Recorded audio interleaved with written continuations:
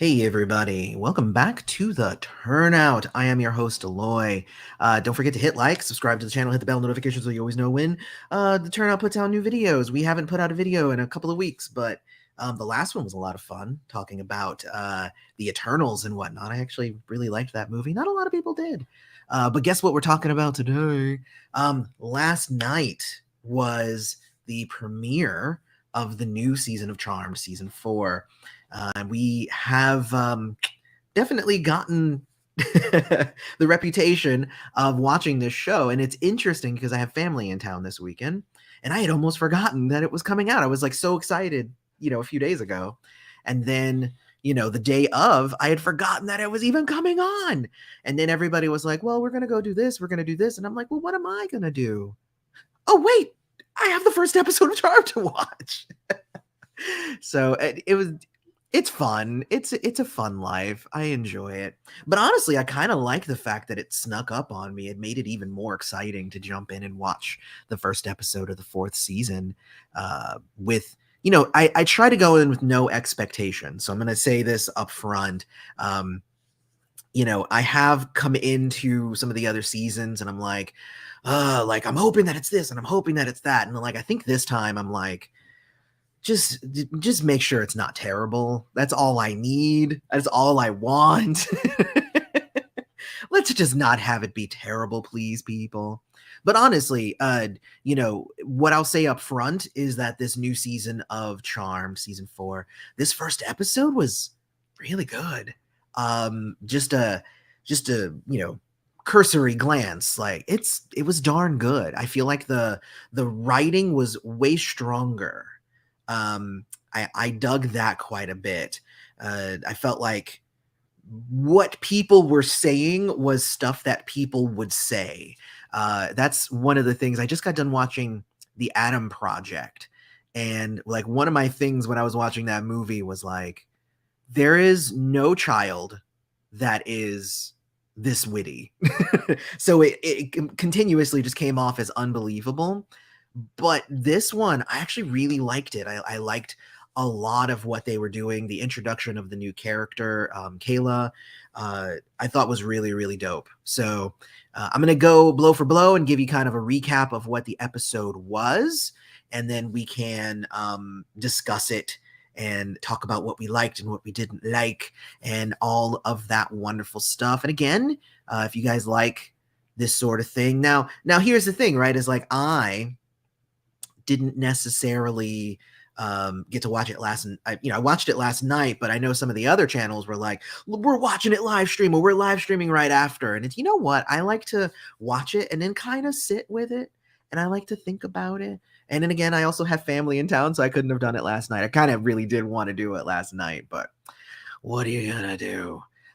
So what I'm going to do is just like normal, I'm going to kind of go through and give the rundown. I'm going to be glancing over at the chat as I go along for anything glaring, but otherwise I'll likely hit those when I'm done kind of with the recap. And then if there's anything that you really want me to see, of course you can hit, a super chat or whatever. But yeah, so again, I really, really liked it because like the episode starts off, it's called Not That Girl, which I dug. But like we get introduced immediately to Kaela. I like the fact that the showrunners, like, they're not like, no, we're not making her like a side thing, right? This is we are introducing you right away to this new character. Excuse me. I'm sure you guys have noticed that my eyes are a little red. It's super terrible allergies over here. So I will definitely attempt to mute it before I sneeze, because I'm very, very sneezy right now from allergies. Not sick, just allergies. So, but yeah, I like the fact that they introduce us and they're like, oh, she works as a mechanic. So like, first off, I love a character that's a good gearhead, right? I feel like if you're gonna replace Macy, and again, I'm already talking about this, but I feel like if you're gonna replace Macy, who was somebody who would bring a scientific kind of mindset to stuff, that really kind of was her superpower. if you are going to replace a scientist, it should be with something that is, you know, equally as like very, very useful. And being a mechanic is actually like knowing how the inner workings of things and how all that stuff, like that stuff's super useful. So I love replacing the scientist with a gearhead. And then we find out, because she's been doing, you know, graffiti, the G word, all over the walls and stuff around there. We also find out she's an artist. So like a gearhead and an artist, I mean, I already love her just because of that. And somebody just said that like her hair was amazing, and I agree with that. Her braids were kicking. But of course, her mechanic boss gives her an ultimatum and says, "Well, you can either stop doing graffiti, or you can become my apprentice and eventually take over my shop, my mechanic shop." And I'm like, okay, wait a minute. This, like, already we're kind of faced with, I know we're only like 2 seconds into the episode, guys, but like we're already faced with like some weird ultimatum, and she chooses her art, which is nice, and I'm okay with that decision. But it seemed like if she was so deep into it, if she was so deep into the garage that the owner wanted to make her the next owner, that means that that was not a superficial decision to say no to. And that's the weirdest thing about, I feel like, that initial decision, because it's like, well, you would think that she had a really strong connection with this man. If he wanted to hand it down to her, it would almost be like she was probably like a second daughter, or maybe first daughter. I don't know who this guy has kids, but like, it's a huge deal for him to even talk about handing a company that he owns down to one of his employees because she's that good, right? So it's like, and then she's just like, but obviously I quit because the art's more important. It's just like, all right. So yeah, so already we were kind of faced with like a little bit of something for me to quibble about. I feel like it, you know, again, it was a good decision. She wants to focus on her art. We find out after that that she is obviously a cancer survivor. So because they throw her a party. I haven't even gone to that. I should probably continue with my notes, but we find out that she is a cancer survivor as well, which gives her a new kind of outlook. And what I feel like what that decision was trying to tell us up front was she's not thinking about the long term. She's thinking about very short term. I want to keep doing my art. Yes, I could, you know, invest in myself and in this man who obviously sees potential in me, and I could, you know, stick around and take over his shop and all that stuff. But that's future me. I don't need to think about that. I'm going to do my art today. So I think that that is what that decision was supposed to tell us, like right up front. Because again, what I do is I try to take these episodes from the storytelling standpoint. So that facing her with a decision like that before we've even gotten to know her, I feel like that was to tell us that she's living for the moment and not for the future. But again, for someone to even offer her that, that's a huge slap in the face for her to just say no. So I'm just saying. So there's that. See, I didn't even write all that stuff down. I just said she quit. And then while I'm sitting here, I'm like, wait a minute, that's a huge deal.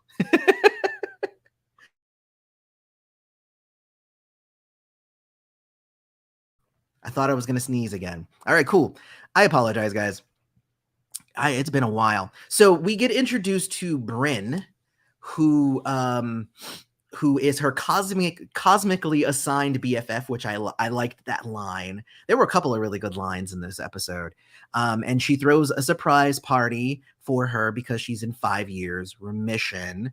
So she's a cancer survivor. I feel like she is the new Jordan. She's my next Jordan. She's the next person that I'm gonna love. You know, like Jordan was like, you know, ex-field medic, ex-soldier, you know, very smart, and also was going to law school, but he also like deals in trauma and all that. Like he's a perpetual just great person. And then like I think we're getting introduced to Kaela, and it's like, well, she's a gearhead and she's an artist and she's also a cancer survivor. Like just super well-rounded, just so many like interesting character traits to them.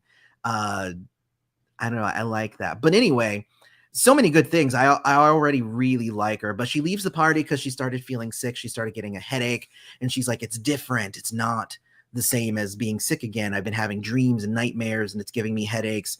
And she shows a picture to Bryn, her friend, of Mel and Maggie that she drew. And then there's the charmed insignia, the power of 3 insignia on the side of the bus because she's an artist. So she painted her whole bus, kind of like the electric mayhem from the Muppets. So there's all that, right? So there's so much, and we just get the title screen. Like, all the stuff I just talked about, for how long was that? For like the last 10 minutes was the first 2 minutes of the episode. So it's kind of ridiculous. So we're gonna move forward though. We have Mel, who is in a makeout session with a woman, which immediately makes me think like, wait a minute. Does this mean no more Ruby? And if there's no more Ruby, I'm actually kind of happy about that. I always felt like Ruby was some weird add-on. Again, I've talked about this in the past, but Ruby to me felt like she was just a continuation of the character Kat, who left halfway through season 2.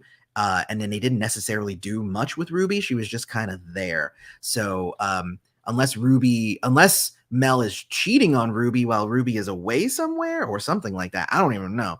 But if there's no more Ruby, I'm actually okay with that. I kind of wanted them to either make Ruby a part of the show or get rid of Ruby. And I was the same way with Jordan and Maggie. I'm like, either make them a couple or make them not a couple. And let's no more, will they, won't they? It's old.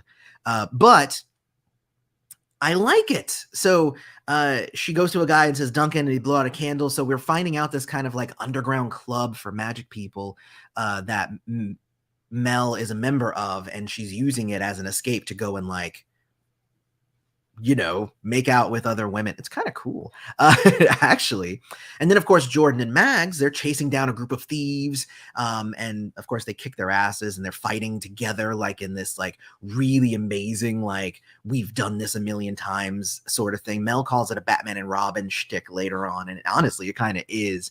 I noticed that with these demons, they also went the way of Buffy, where they, instead of defeating them and then like they have dead demon bodies there, they beat them and then they're dusted. And if you look back at the original Buffy series, that was a purposeful decision, because if when you defeat the bad guy, it just turns to dust, that tells you that they're not human, they're not a person. Like, it divorces you from the idea of like, well, now what do we do with the body and all that stuff? And it makes them very much an other kind of feel. And that was very purposeful on the part of the designers of the show of, Buffy the Vampire Slayer. Because if you watch the movie Buffy the Vampire Slayer, they don't get dusted, but they really wanted it. It was a way to dehumanize them. And honestly, making the demons so that they're dusted is almost a little, it kind of fixes a lot of issues. Now, it could have just been these types of demons, but I feel like that is definitely, I don't know. They only did it this once, so we'll see if it continues. It could just be that it's these demons, I guess is what I'll say. So there's that. But I did like that, like they kiss and it's just like, oh, and she was injured and he heals it. And it's just like, so like they're establishing a lot of stuff. Like he's got some healing powers. They're in a relationship. I like it. I like it. Like it's a lot of show don't tell. And they're doing an amazing job with that in that little scene. But then they find a little creature in a bag called a Zambazara, and it's cute. And apparently demons like to snack on it, but then it bites Jordan and runs away. And I'm like, whoa. I was like, that sucks. And he's like, oh, those should be like really docile. And it's like, oh, and I'm like, ooh, and there's like a coin. So Jordan finds a coin and I'm like, okay, so the mystery is already happening. I like it. So, also the sisters come, and so you have Mel, who doesn't want to tell Mags about the club that she's going to, and you have Maggie, who doesn't want to tell Macy about the Batman and Robin shtick. And it's, again, just so well written. Like the scene is like they're kind of dancing around wanting to talk to each other, and I really like it. It hints that they've likely grown apart due to Macy's death, and but they did it without saying it, so I like that. Harry's writing letters and then burning them. That's really sweet, writing letters to Macy. Jordan says, like, tell her I said hi, like I always do. And again, I feel like in older seasons of this, they would have had Jordan come up and say, Harry, what are you doing? And he would have said, well, I'm writing letters to Macy because it just makes me feel, and like, they didn't do that. Like, he's writing a letter. We know that it's to Macy. Jordan brings him a beer and they're just kind of hanging out. Like, again, this was a lot of like, it's showing us a day in the life, not explaining their life to us. And I really, really liked that. I also liked this scene because it felt like almost like an opposite Bechdel test, because it was literally like two dudes talking about these women. Like, what are they gonna do?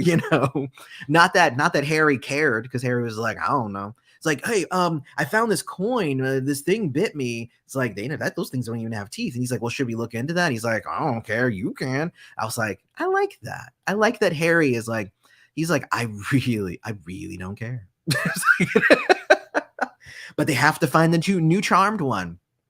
Then we see Josefina, and Josefina's living with them, and I was like, yay, that's such a good choice. Like, Josefina is just like hanging out and like invites them to a Pixie fledgling ceremony, and I was like, yes, that's what I've been wanting. That's what I said season 2 should have been. It should have been like, now they're going to be kind of putting themselves into, the world of the magical beings, and they were going to start ingratiating themselves to these different communities of creatures and stuff. And it was just like, I love the idea of Pixie fledgling ceremony. So I was like, yes, I love it. And I was like, yes, because that's what I wanted from the beginning. It was just like, they just went so dark with it in season 2, but this is kind of the direction I was hoping season 2 was going to go in. So I was already super excited about it. I don't know. I'm just telling you, I thought it was good. But Maggie's like, I really want to move out. And because there's no secret sister. And she's like, and I want to move out because something has to change. And Mel's just like, but that doesn't mean you have to move out. And then she's just like, well, I have to. And she's like, fine, then I'll sign the paper. And then it's like, then after that, Maggie is sitting there and she's just like, Mel didn't even fight for me. She wanted me to leave. And I'm like, she told you don't leave. How much do you want her to fight with you? Like, she literally told you, don't go. You don't have to leave. It's like, what do you want her to say? Do you want her to beat you up and like tie you up? I'm just like, it doesn't make any sense. Hello to Sean, by the way. It's like, it didn't make any sense. Like, okay, I feel like that's on brand though. So I'm not even blaming that on the writers. I'm blaming that on Maggie. That is totally on brand for Maggie, because she was expecting something that she was not willing to accept. Like, she's just like, why didn't she fight for me, even though she did? So she's like, well, why didn't she fight for me more? It's like, like, that's how I feel with Maggie. But Maggie has kind of always been like that, so that's very much on brand for her. But it annoyed me, I'll say that. But again, the writing is already like super cleaner. Like, even just up to this point, again, I've been talking now for almost 20 minutes and we're maybe 5 minutes into the episode. Like, there's so much to talk about just in the overall quality of the writing. It's just awesome. It's just really good. So the both of them start going to the, they're like, well, we're going to go and do our thing. So they go to the witch computer and it won't let them go anywhere but Philly. And I'm like, oh, shit. And then, so Mel shows up too, and then it's leading them all to Kaela, and who drives up immediately in her electric mayhem van or truck. Bus? It's a bus. It's probably more of a bus. So, so they touch her and then lightning strikes and they're like, remember, that was what happened when we first touched. Oh! And I was like, oh, I actually don't remember the lightning at all. Maybe it's just me. I really don't remember the lightning. I'm weird. But like, then she's like trying to pack her bag and there's a marble on a picture that she drew and it comes to life. And I'm like, oh, her power is to draw something and make it come to life. That is amazing. I love that power. Sai from Naruto was one of my very favorite characters. If anybody watched Naruto, he was the one who he would walk around with a scroll and a paintbrush, and he would just like paint an eagle, and it would just come to life. Like, oh, there's so many cool things you can do with that. Now, of course, they're going to be a little bit kind of like limited in what they can do based on budgets and whatnot. In an anime series, you can do whatever you want, but somebody just has to draw it. But immediately, like, Psy vibes are coming to. And like, the question is just like, does she have to spend an hour to draw a perfectly organic, and realistic looking, bowl of apples for a bowl of an apple to come out? Or can she like quickly sketch something and make it real? Like, does using color pencils versus oils, like, does that matter? Like, there's a ton of questions that need to be answered about this new power that I can think of lots and lots of different possibilities and directions that they could go with this power. I feel like it's a new power for this series, and I feel like it's a good shakeup. Like, I remember leading up to this, people were just like, what's the new sister's power going to be? And a lot of people were like, it should be telekinesis because somebody has to have it. And I'm like, oh, that's so boring. I hope it's not telekinesis. I was thinking force fields because I think that could have been cool. But honestly, this is even cooler. It harkens back to, Mr. Isak from Heroes, who could draw the future or something like that. It's so cool. Like, anything involving art. So anything involving art, that's the question, right? Is like, so then how developed does the art need to be? Because, for instance, like in Heroes, the Isaac character, he would go into a trance and he would spend hours painting something and then would come out of the trance. So is that what has to happen? Does she have to devote that much time, or can she quickly sketch something? I don't know. It's going to be interesting, but she can already have the dreams and then draw her dreams. So that already is telling us that there's a little precognition, at least in there, that she's having dreams that she can then, well, the art is not necessarily attached to the dreams, but she's having prophetic dreams that then she can draw. So she almost has a combination of power. She has prophetic dreams, unless those dreams stop the moment that she is with the sisters. But also she can bring things that she drew to life. Oh my God, there's so many things. Again, I could ramble on forever. So yeah.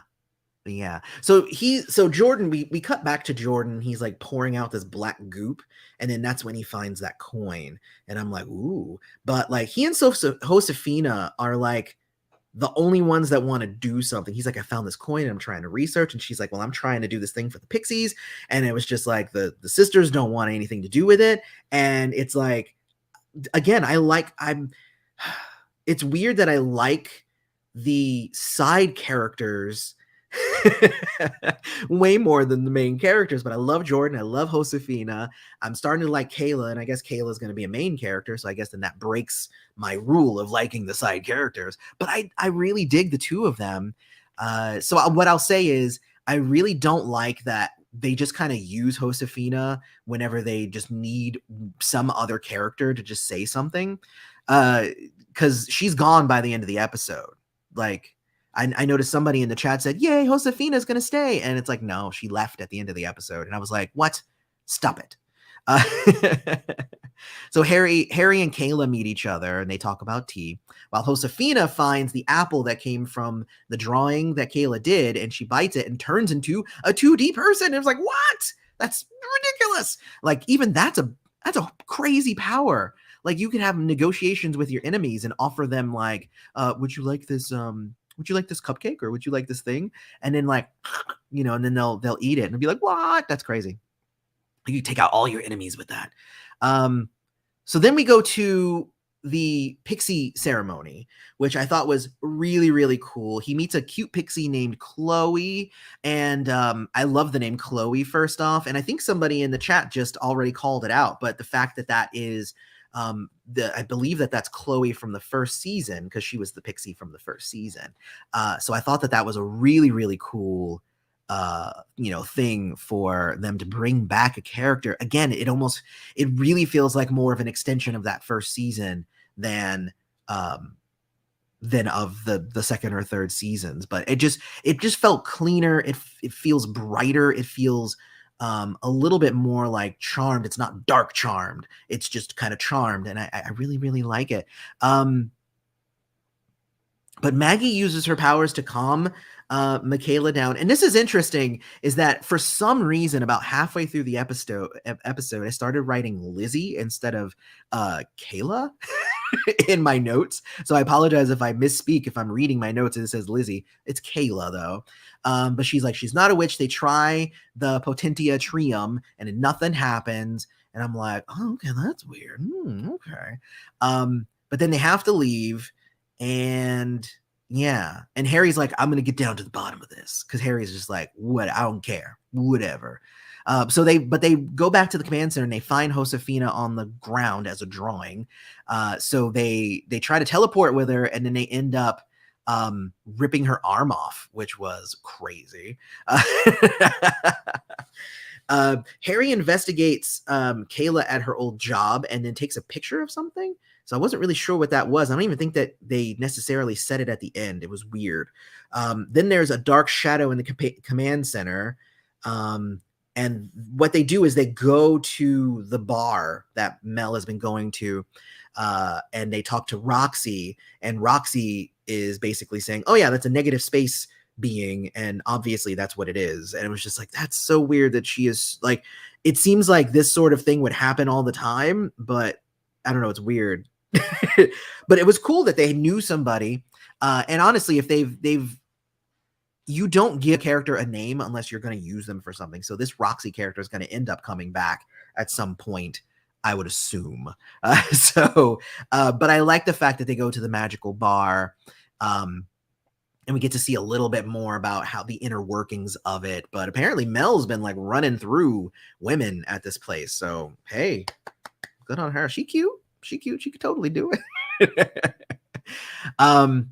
But I also love that they're fleshing out the Pixies and like talking about like their ceremonies and all that stuff. And then like again, this is what I wanted from season 2, but then she puts a coin in the thing. I didn't connect it at first, but then she grows these like giant bat wings instead of the gossamer wings, and I was like, I was like, that's crazy. And then I was just like, wait a minute, coin. Probably the same kind of coin. And then we find that out later, is that when he goes to the box and he checks out the coin, and I was like, ooh, man, I'm gonna be crazy. Let me see, where am I in my notes here? Yeah, so then like she's like, they're like, we need a plan on how to defeat this negative space thing. And she's like, no, I like that Kaela was like, no, I'm going back. And it's just like, why? And it's just like, I'm not going to be responsible for somebody bleeding out. No, I'm going back. We don't have a plan. I don't care. I'm going back. And I feel like that's exactly what they did with Jordan, is they were just like, you had the stars of the show saying, we need a plan, we need to hold back. And you have this character who is way more of a hero saying, hell no, I'm doing this. And I really, really liked that. Again, I feel like it tells us more about her character, but also being like somebody who had been sick and was a cancer survivor.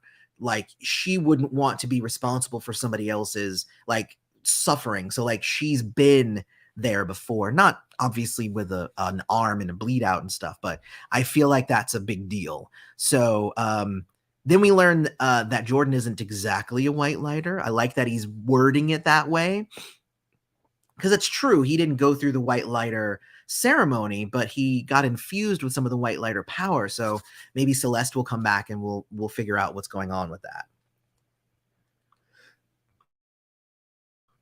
I just caught it. I tried to hit the button and it didn't mute, but I caught it at the last second. I'm glad that that was a loud one too. Sorry about that. Oh man, that was a good sneeze. That, like, my whole head is just floating right now. I gotta take my Zyrtec.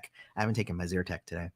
So I also like the fact that, like, when Jordan was there, he was like, is there anything I can do to help? Should I bring the charmed ones here? And the Pixies were like, no, this is a Pixie matter. And I was like, I like that. I was like, I really, really like that. Because I guess what that would do is it would explain why the charmed ones aren't more involved in the supernatural world, which is where I thought it would go. I thought it would be like the charmed ones become like the the supernatural police, or like they start getting into everybody's like communities and start like solving crimes and stuff. And I think that could be cool.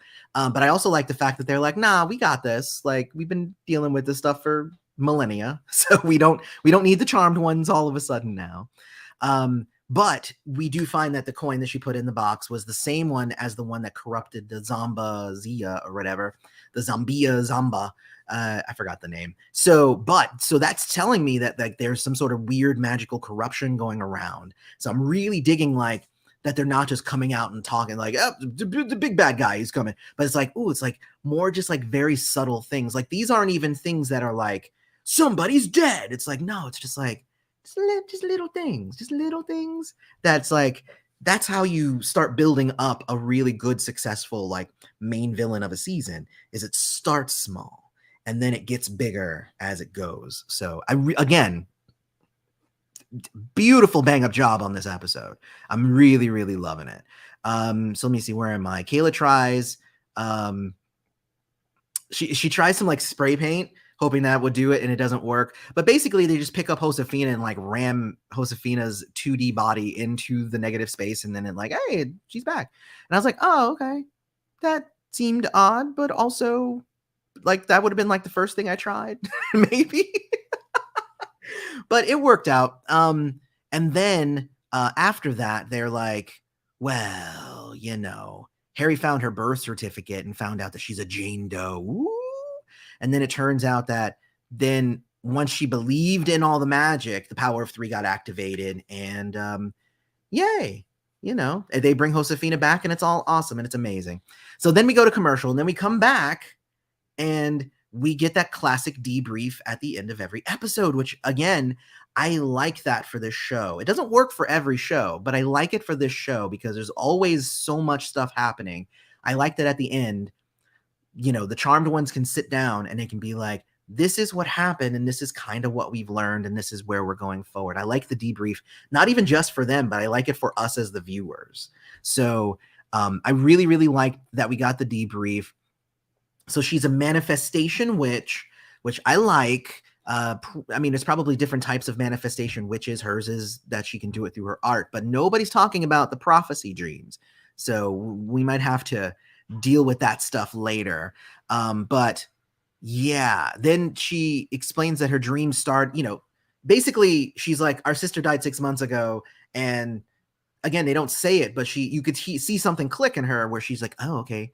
The fact that I've been having these dreams for 6 months, that makes sense now.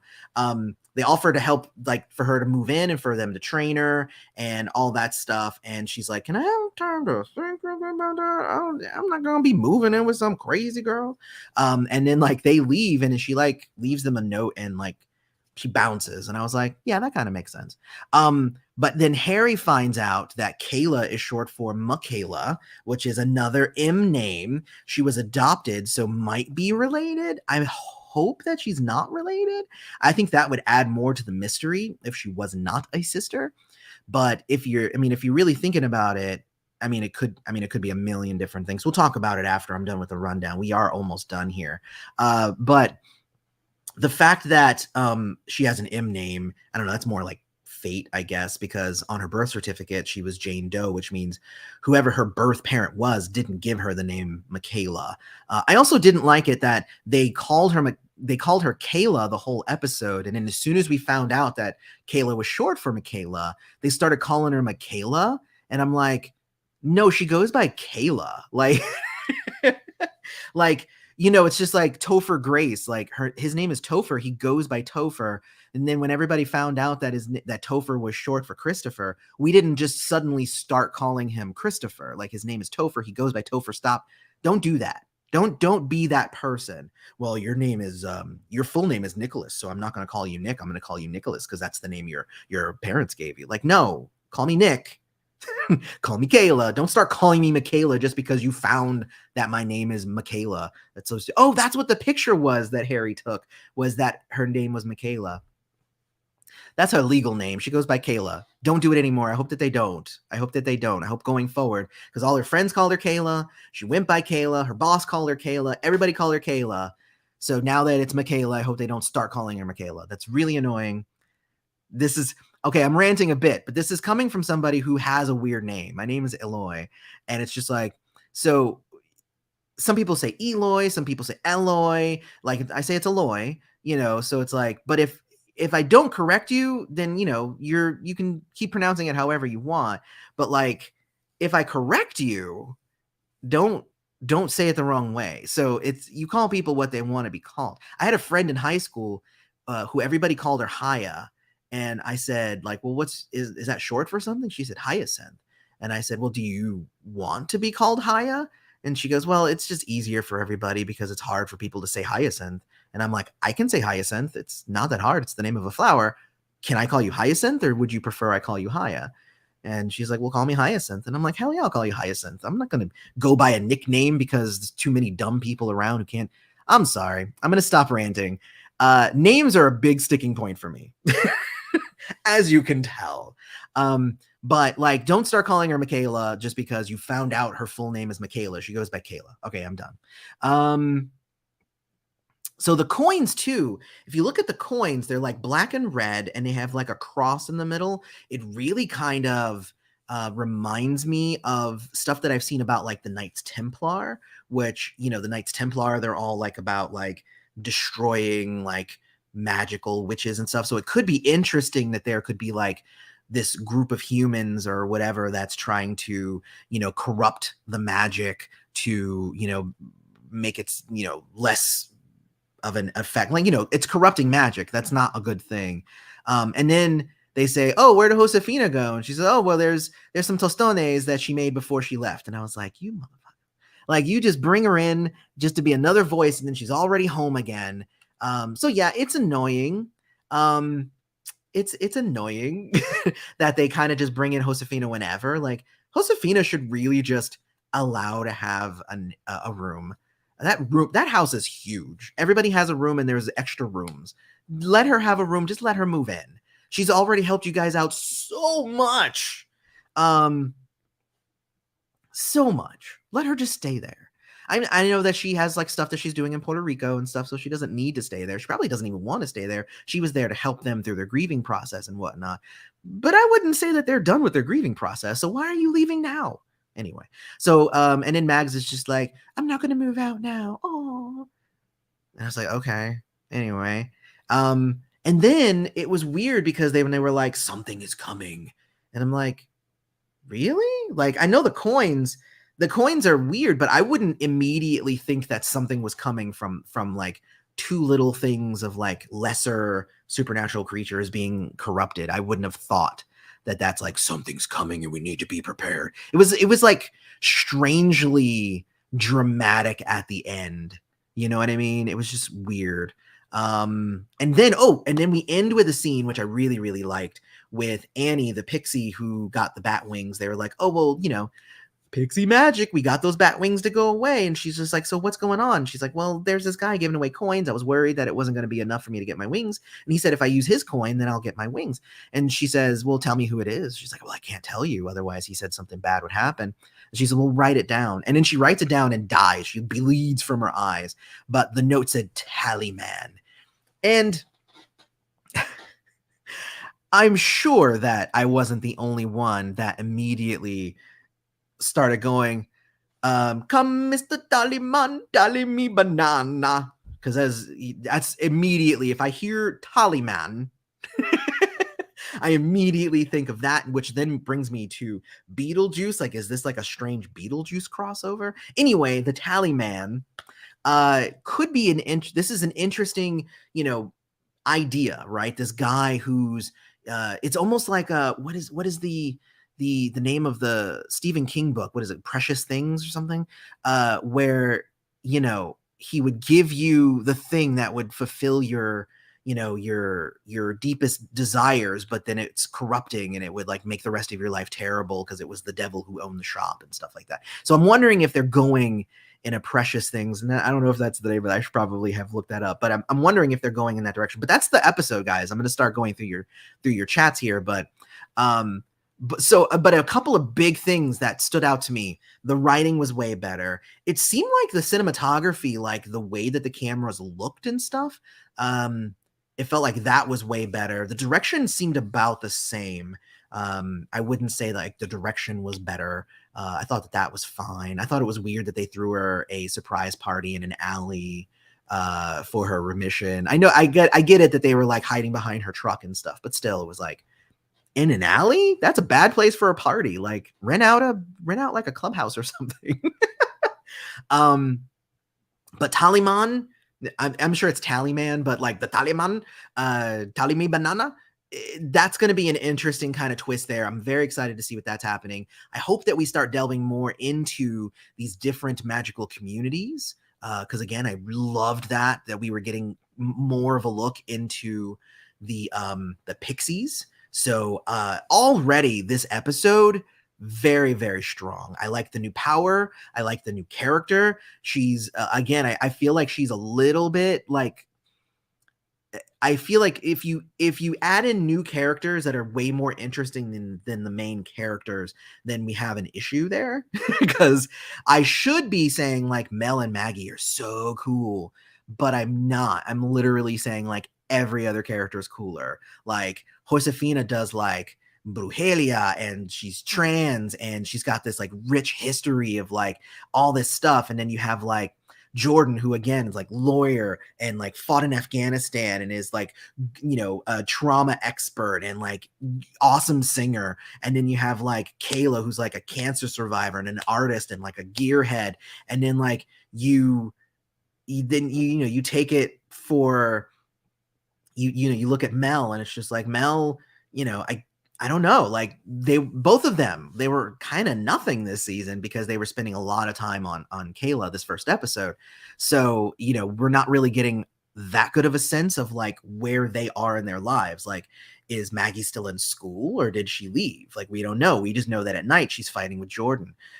Is Mel's still a teacher? We don't know. We just know that at night she's going out and hooking up with a bunch of ladies. So I feel like there's a lot of stuff that we could be learning about the sisters and learning about where they are, but we're not really necessarily getting that. And again, it's because they spent more time in this first episode. I'm just saying I hope that in the second episode it doesn't continue to lean on Kaela and make the whole episode about Kaela.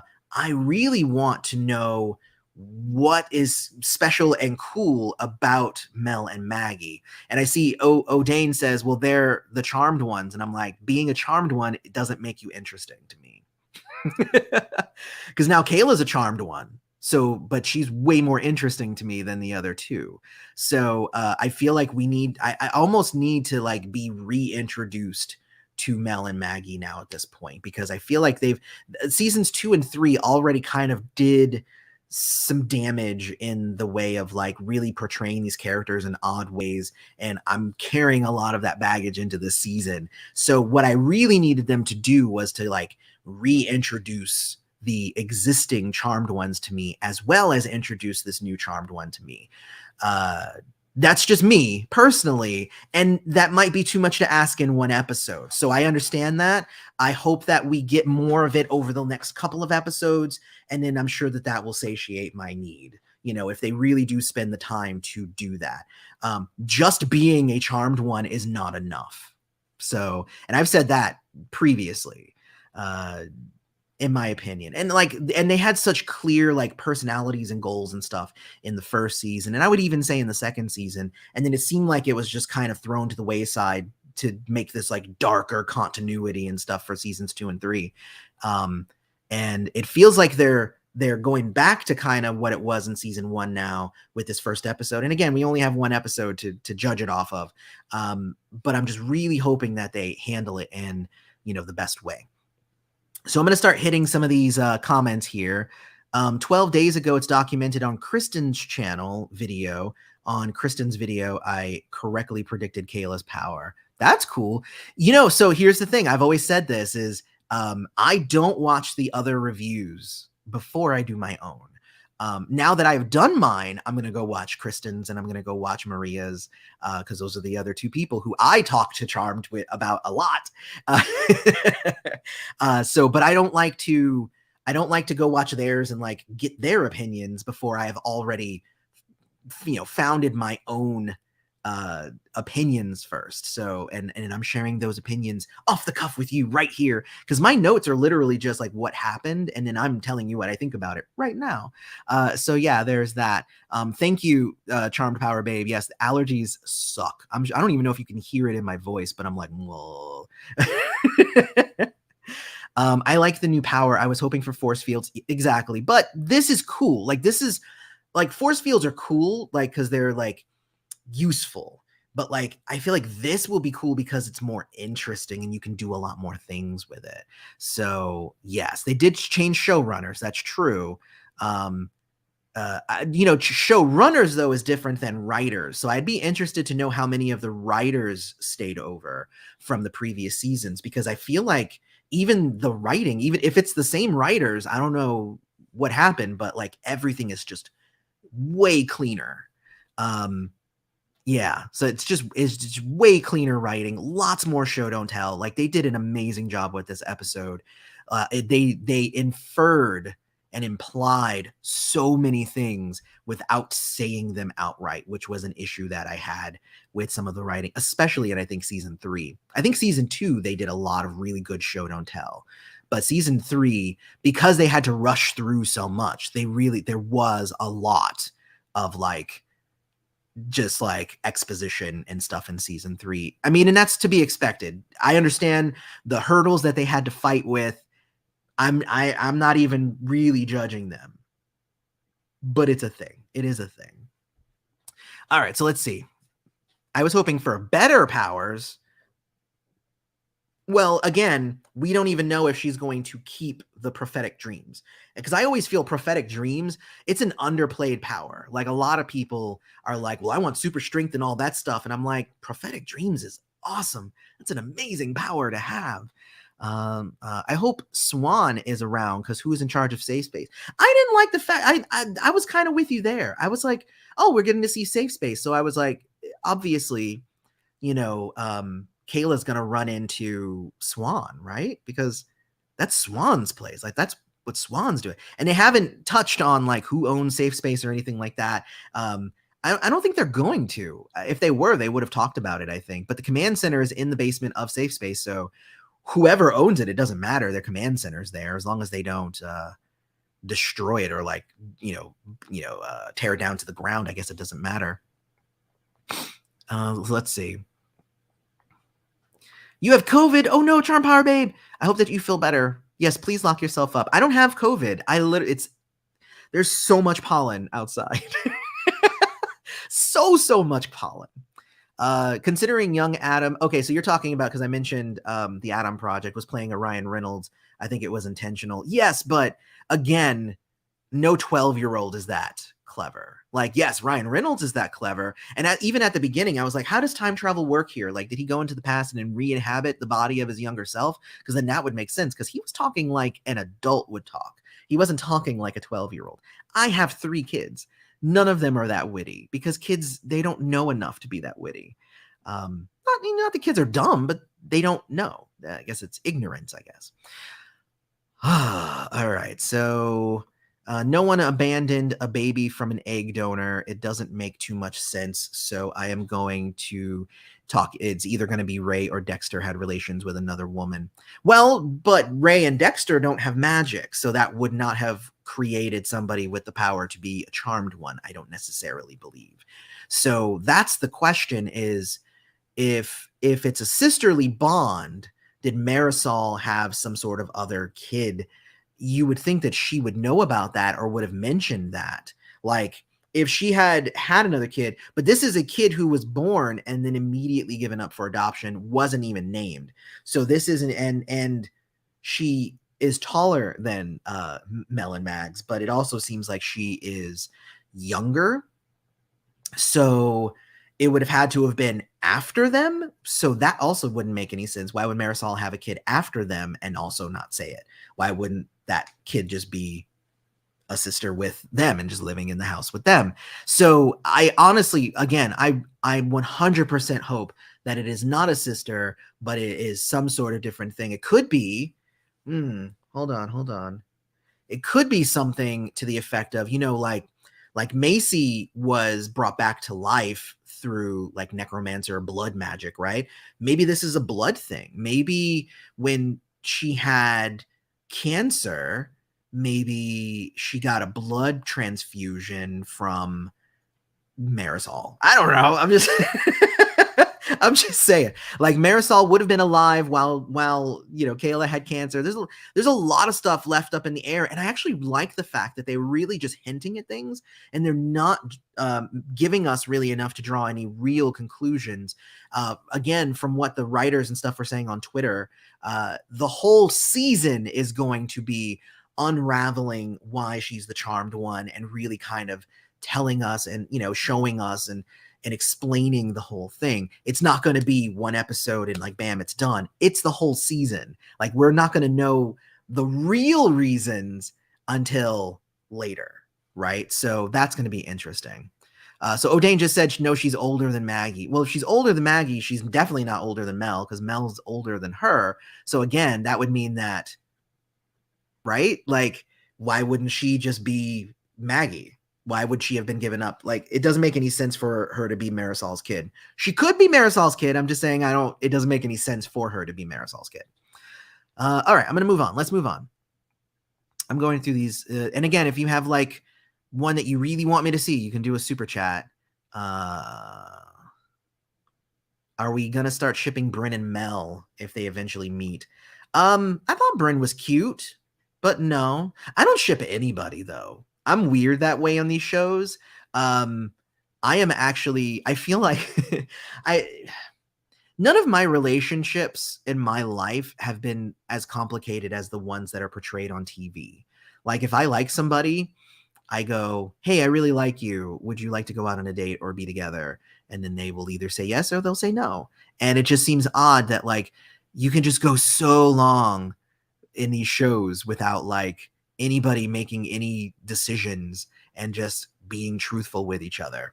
So honestly, what I would say is that from what's happening with Mel right now and her kind of using all of these random hookups as a way to kind of get away from her grief, I hope that she does not meet Bryn and just make Bryn another notch in her belt, right? So it's like, I wouldn't want that. And Bryn is already so cute, and I hope that she is involved more, but I actually really want Mel to not have a girlfriend. I don't want her to be the one in the family that has to have the relationship.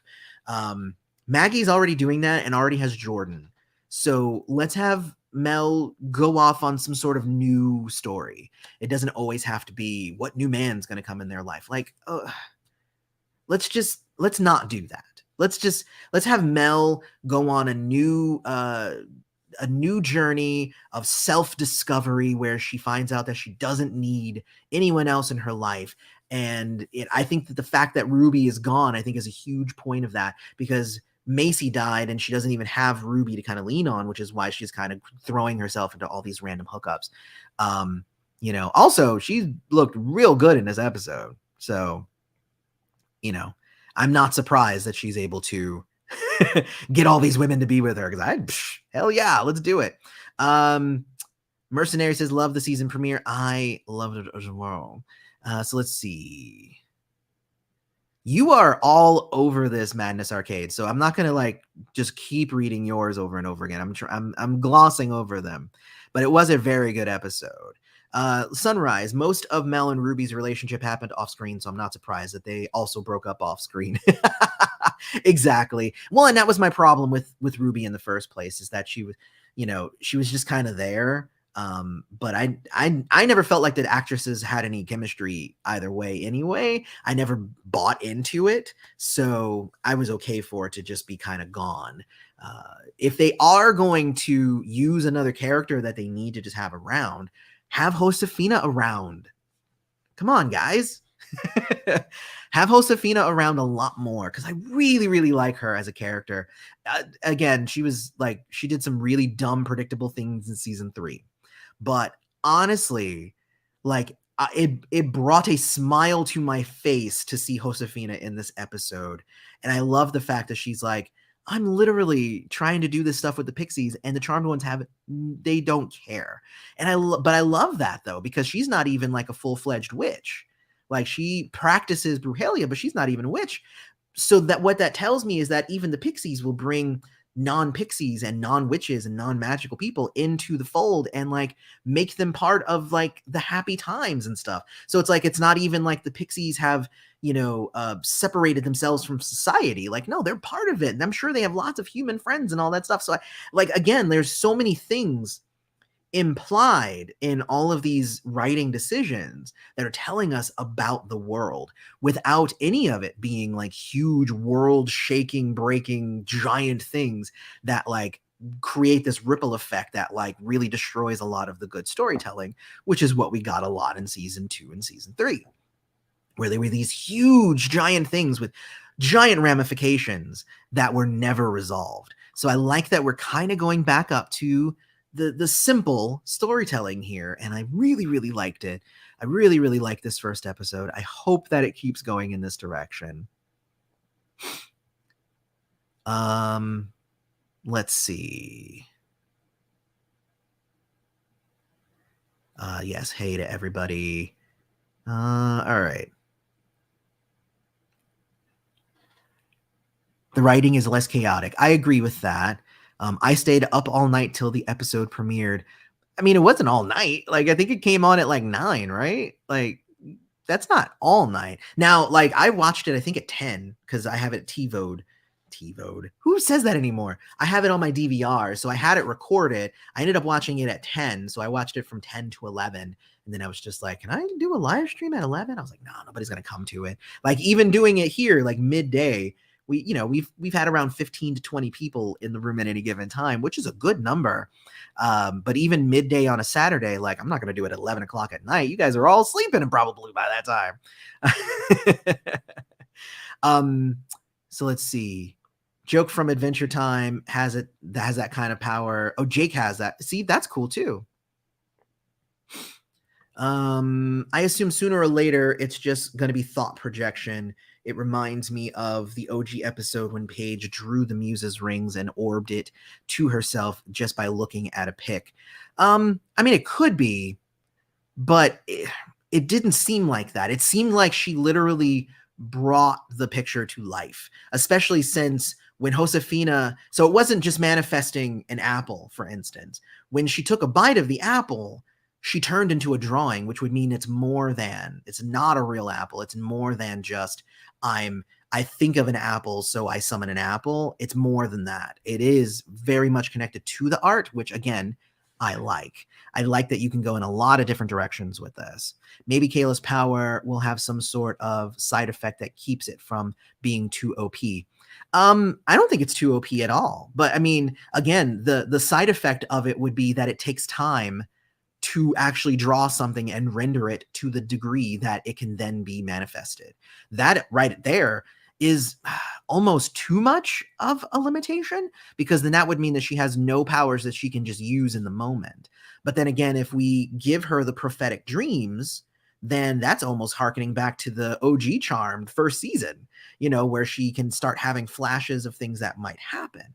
So there's a lot of different ways that we can go with this. Right now, even if we don't give her the dreams, the power is still very interesting. And if she already has sketchbooks full of stuff, then that would mean that she could summon stuff that she's already dreamed.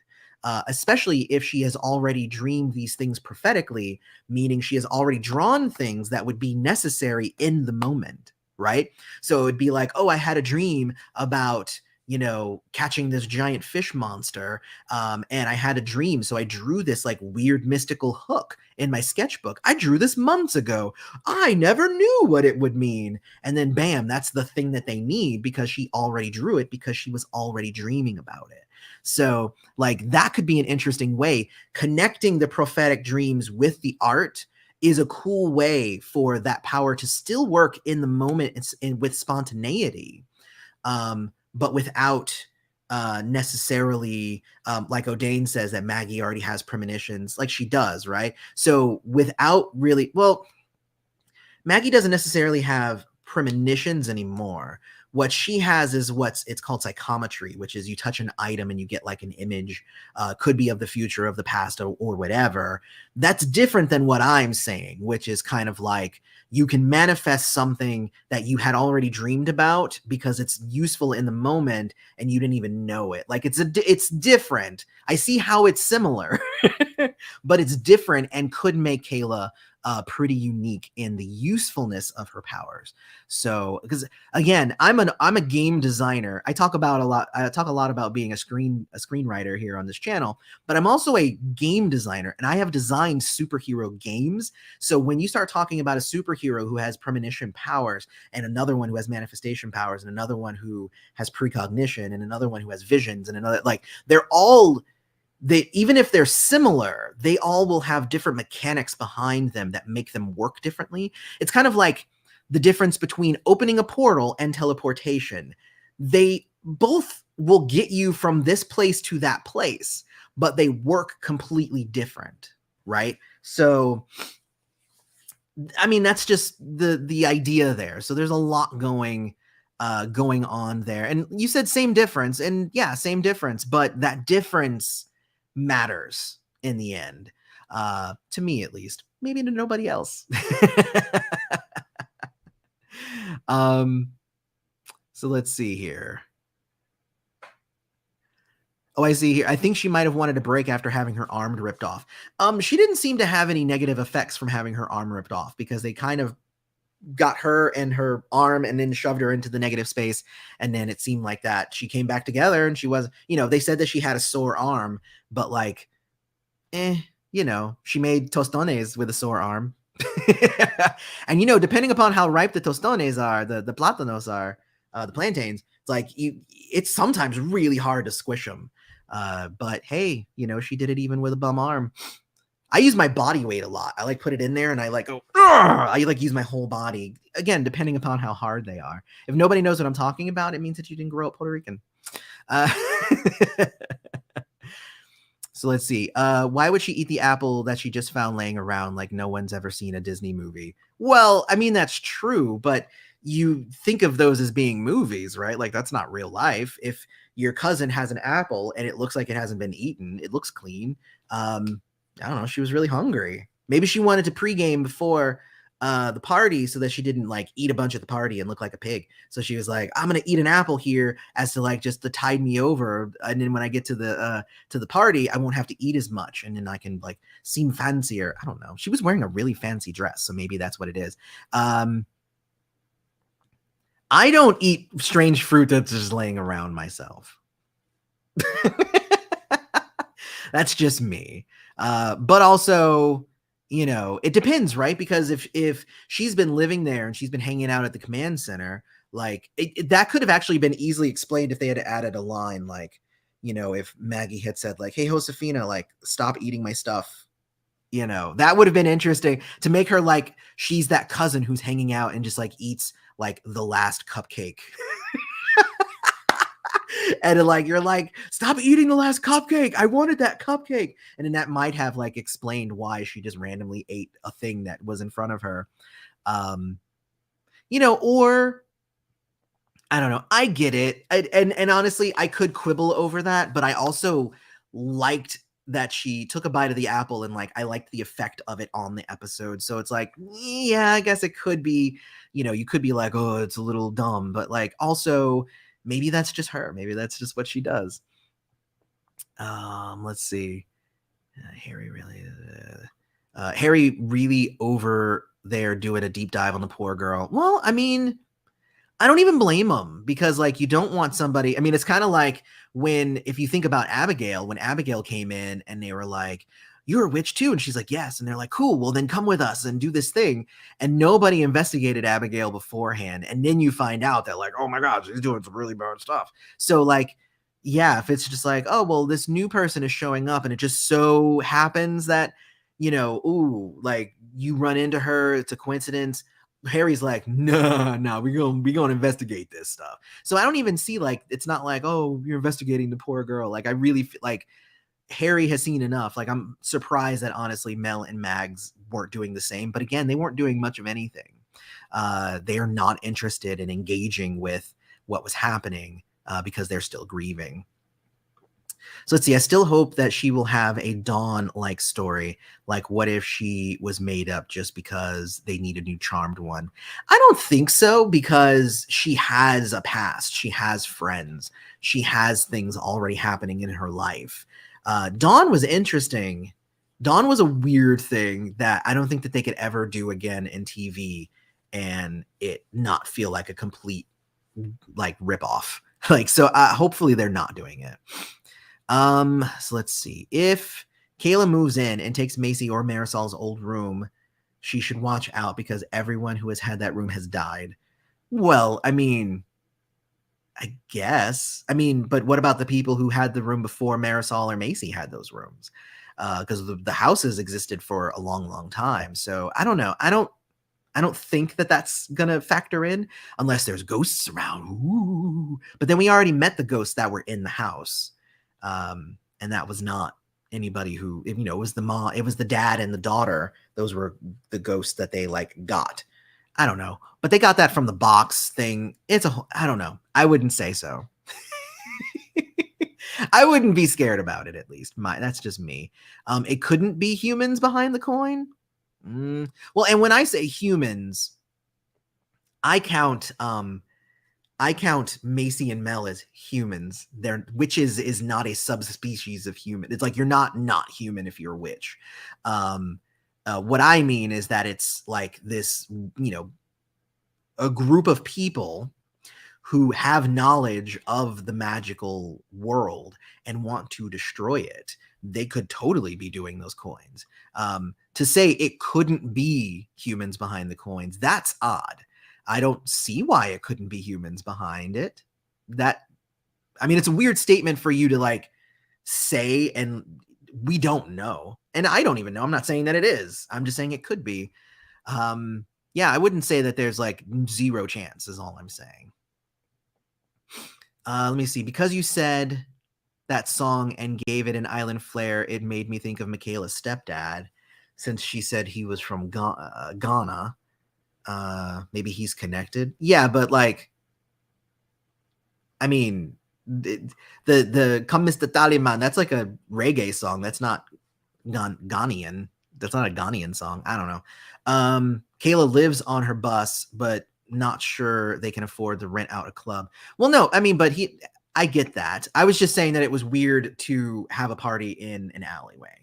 That's all I'm saying. Yes, I know that that's where she parked her bus that she lives on because it's obviously that she lives in it. But it was weird to, like, you know, find a place with walls and like, you know, a speaker system that you can, I mean, I get it. She hangs out with a bunch of other poor kids. I get it. But you know, it would have been cool if she was able to have a good birthday party, I guess, and not that, I don't know. It was just weird. It was just weird. I don't like parties in alleys. It makes me scared because bad stuff happens in alleys. I watch too many Batman movies. I wonder what new powers the two sisters will gain. Ooh, that's an interesting idea. I honestly think that since season 3 kind of elaborated on their powers, seasons 2 and 3 really kind of, I'm good with where they're at with their powers. I hope that they don't get more powers. I don't think that they need it at this point. We'll see though. I wonder if Jada will come back to the show. I don't think that we need Jada. Although it seems like having somebody who is part white lighter would make sense if there's somebody who maybe wants to come back and talk to Jordan about being part white lighter now.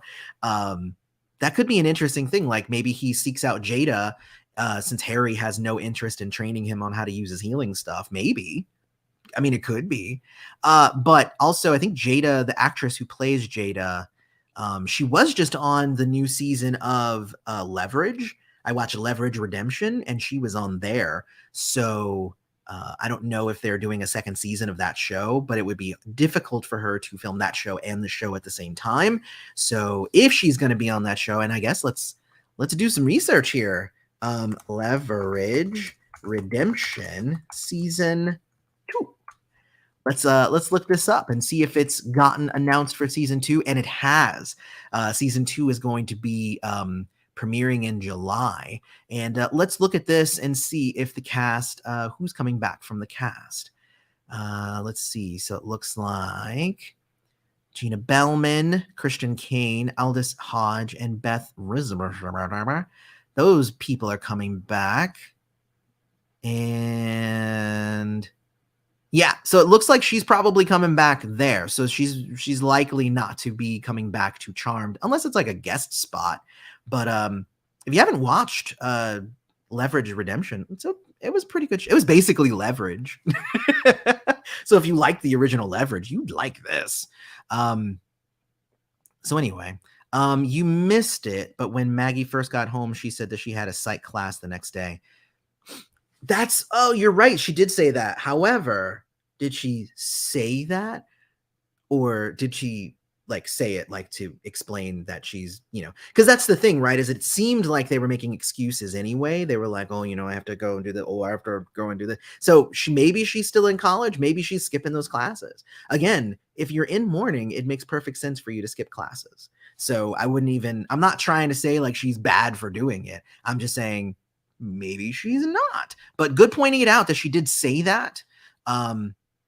Just saying that maybe she's lying. This is what we expect from Maggie. She could just be lying. Yeah, season 3 COVID really drained the show. They did their best, I feel. And season 3 was pretty darn good despite the issues. But I feel like this season 4 is doing a good job at kind of bringing it all back. And then I'm seeing a bunch of comments here about allergies. So thank you guys for commiserating with me about allergies. Also, I really love Lucy Barnett's energy. It's very refreshing.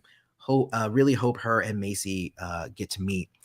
Think that would be weird because since Macy's not with us anymore, but I mean, it could be.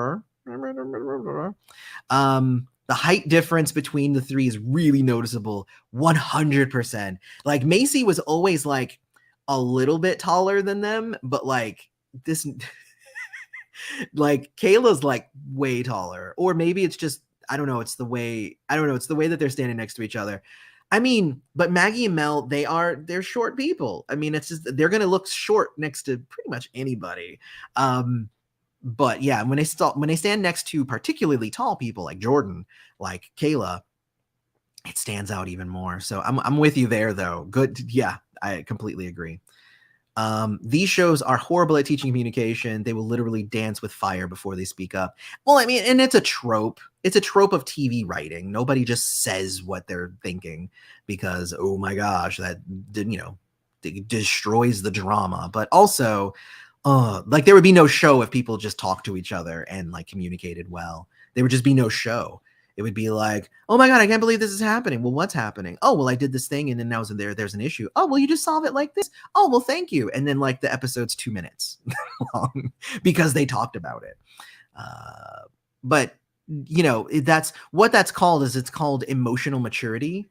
And some of these characters need it. Like Jordan has emotional maturity, which is again why I like Jordan so much, because they'll be dancing around it and he'll be like, look, Maggie, is this going to be a thing? She's just like, well, I don't know. He's like, well, I kind of need to know. Like, it's like, you're damn right, Jordan, you tell her. Every kid is different. I mean, Spider-Man is very witty for a kid. Spider-Man is also a child written by an adult.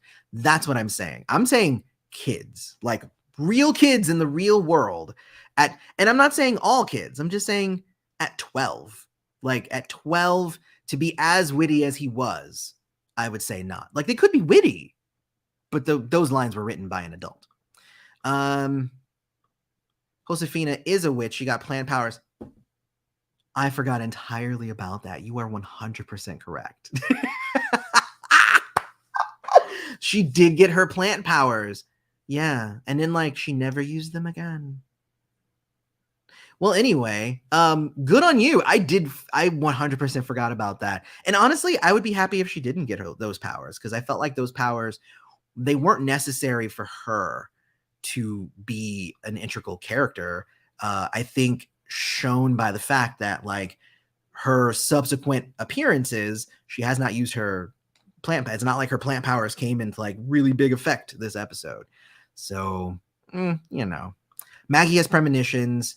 She used like a psychometry spell, which allowed her to use more of her premonition powers. Yeah. We had that. Daylight coming, we wanted to go home. Good, exactly.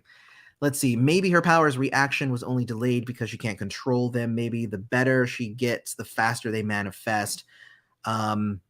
Yes. Well, and that's the thing. Again, I'm sure they're going to explain it as we go along. But like, does it need to be a fully fleshed picture? Does she need the picture as a focus to summon a thing? Or is and again, like the apple was not like a real apple. It was a real apple that Josefina was able to bite, but then it also had negative effects on her from eating it. So that could just be because it's chaotic and she didn't know how to control it, or it could be because that's just what the power does. So, there are rumors that the actor who played Cole is going to end up being the big bad for the season. I'd be down with that. I like that actor. They will definitely get new powers. They have a new threat and a third, and Maggie lost that stick. She lost a stick. She can buy another stick. that's the stick is not a power. That's literally just an extendable baton that you can just go to the army surplus store and buy another one of those. So, so let's see. Wasn't it Nickelodeon? Wasn't it a Nickelodeon show called Chalk Zone or something where the guy used chalk to make stuff come alive and manifest? I don't know about that. I haven't watched Chalk Zone, but like if you read like the book Neverwhere, like chalk was powerful in that because if you drew a door, then you could make a door. So stuff like that. I mean, it's cool that you can do that. And I'm noticing here, like you said, the marble was real and it opened up a portal, and that's true. It opened up a portal. Nobody ate it though. So if you ate that marble, what would happen to you? So well, and that's it. So if she can make stuff from her drawings that are real, but maybe they're not 100% real. Also, that marble that she used, it made a portal, and then she jumped through, and she doesn't still have that marble. So like it almost made a false marble with like one use in it.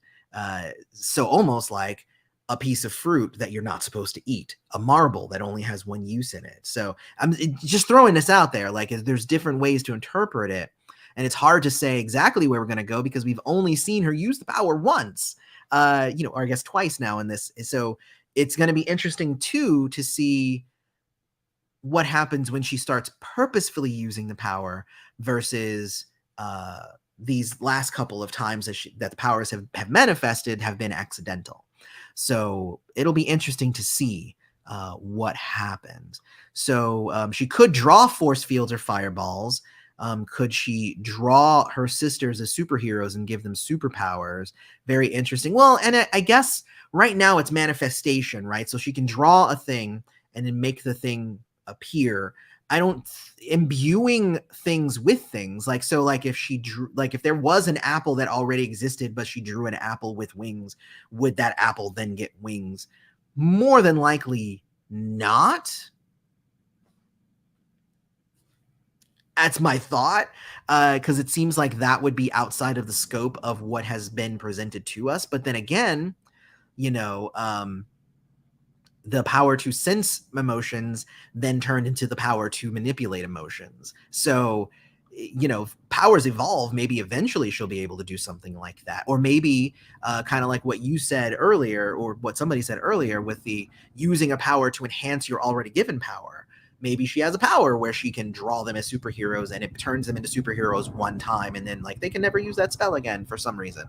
Cause you need those one-time use powers like that you can't just use every episode. That was a problem with the first season, is that every spell that they would discover, they were like, hey, we can use this every episode, and then they were just demolishing anything that came in their way because there was never just single use spells that like they used it and then like, oh, that component was rare, so we can't use it again or something. It was just like, oh no, this is stuff we can use all the time. Vanquish, vanquish, vanquish. In shows about magic and witchcraft, that happens a lot. Witches refer to humans as something completely different. They are like, oh, those humans are beneath us or whatever. Yes, and what I'm saying is that for me, that's not how I'm using the term. I think of humans, and then I feel like demons are not humans. They are creatures from other dimensions and stuff like that. But humans are humans. You can be a non-magic human. You can be a magic human. You can be a human that fights against magic. Such are the Knights Templar. So I don't know. Could be. Could she draw force fields or fireballs? Going back to that point, though, my thought would be no. But again, it could be a yes, depending upon how realistic does the drawing need to be in order to manifest the thing. Like if I just draw like a lightning bolt on my page, can I make lightning fly out of a page? Or do I need to draw like a uber realistic rainstorm, with like color, and like I have to spend like hours on it to make it a thing before I can manifest it? That's the question, right? And that's what we're going to learn more about, the limitations of the power as we go. To talk a little bit about the Tallyman, we don't know enough. All we know is it's the Tallyman. Now, it could be the Tallyman as in like tallying up debt. I think that's like, racking up debt is more of a term, but a tally is like when you're counting things, right? That's a tally. So it could be that these coins are part of a counting system of, checks and balances and stuff. I mean, it could be anything. Could just be like, that's maybe that's the person's last name. It could be like his name is Reginald Tallyman, like, right now, we honestly just don't know enough. And again, I like that. I like that they're not just laying it all out. Like they're making us think about it. There's a million different ways they could go with this. And I'm hoping that it works out well. So Tallyman is awesome. Well, are there African stories of the Tallyman? That's an interesting. Let's look up Tallyman. Tallyman. You said African. Look it up. Tallyman. It's a Jamaican works song. Oh wait, no. Stop it. Of course, Wikipedia brings up Tallyman as that. So is there like a myth? Let me write down myth. Let's see. No, that's the Tall Man. That's not what we're looking for. Song called Tallyman. Now, in Warhammer 40K, there's the Tallyman, a Tallyman of a death squad performing his onerous duty. A Tallyman is a Chaos Space Marine with a specialist found exclusively within the ranks of the Death Guard Trader region. So, I mean, I guess if they were doing a crossover with Warhammer 40K, I guess that could be it. That's the only other thing that's coming up with Tallyman. I am not finding anything. There's nothing on Wikipedia about Tallyman, or not Wikipedia, but just the internet about Tallyman. So what I would say is, I don't know. I think that they probably made up something special here. So I like that. I'm excited to see what they come up with. We have been going for an hour and 22 minutes. So I'm going to go ahead and start wrapping up here. Hopefully, I feel like this episode was really, really strong. I hope that we continue down this road and that it continues to be strong. And I hope that you guys enjoyed this kind of breakdown. We did the recap for the first half hour, but then we talked for 55 more minutes about other things, about just diving deep. And yes, we are live, Abby. Hello. And I even caught up with all the comments, so it worked out. But actually, I'm going to go ahead and call it here, because really, I don't think there's anything else to talk about, because we need to know more. I can't wait for the second episode. It's going to be amazing. But if you guys liked, coming and hanging out with me here, don't forget to hit like, subscribe to the channel, hit the bell so that you know when we put up a new video or when we go live. Don't forget, because that's the thing is, like, whenever we go live, if you want to know when we're going live, because I saw some of you showed up halfway through the live stream, and it's because you probably didn't have the bell clicked on the thing. So make sure you click that. Do that. Otherwise, I've been your host, Aloy. Thanks for showing up. This has been the Turnout, and I love all of you guys. Thank you for coming and hanging out with me and allowing me to rant and just geeking out over Charmed with me. Now I'm going to go watch Kristen and Maria's videos, Kristen Maldonado, as well as Maria from Approach the Nerd. So I'm going to go watch theirs. You guys go watch theirs too. Go comment on their videos. If they say stuff that is not like what I said, go tell them. Like, go say, well, Aloy was thinking this and this and this. Because I love that, actually. I love watching theirs because the three of us all have different views of the show and we all pick out different things. So hopefully with watching all three of our reviews, you're able to get like a really good, like strong grasp of what, you know, maybe implied in the show, the direction we might be going. There's a lot of stuff. But yeah, everybody's saying bye. So I will say bye as well. And I'll check you guys out next week when we talk about episode 2. Cheers.